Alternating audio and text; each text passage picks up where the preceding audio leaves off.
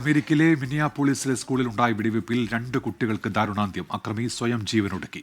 14 കുട്ടികൾ ഉൾപ്പെടെ 17 പേർക്ക് പരിക്കേറ്റു. വെടിവെയ്പ് FBI അന്വേഷിക്കും. വിവരങ്ങളുമായി ന്യൂജേഴ്സിയിൽ നിന്ന് മധു കൊട്ടാരക്കരയാണ് ചേരുന്നത്.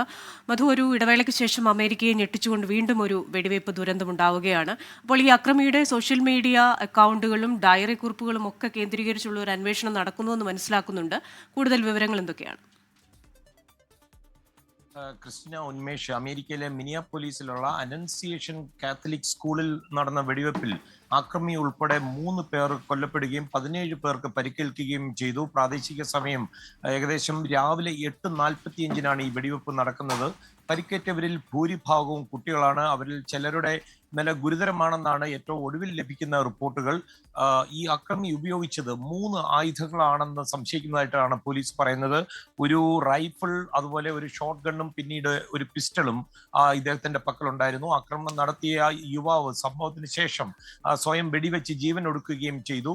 അവധിക്കാലം കഴിഞ്ഞ് സ്കൂളിലേക്ക് കുട്ടികൾ എത്തിയ ആദ്യ ആഴ്ചയായിരുന്നു. പള്ളിയിൽ കുർബാനയുടെ ഇടയിൽ അതിൽ പങ്കെടുത്ത കുട്ടികൾക്ക് നേരെ ജനലിലൂടെ വെടിവെക്കുകയായിരുന്നു ഈ ആക്രമി തിരിച്ചറിഞ്ഞിട്ടുണ്ട്. 21 വയസ്സ് പ്രായമുള്ള റോബിൻ ബെസ്മാൻ ആണ് പോലീസിൽ നിന്ന് ലഭിക്കുന്ന റിപ്പോർട്ടുകൾ. മരിച്ച കുട്ടികൾ 8ഉം 10ഉം വയസ്സുള്ളവരായിരുന്നു. കൃഷ്ണ, ഉന്മേഷ്.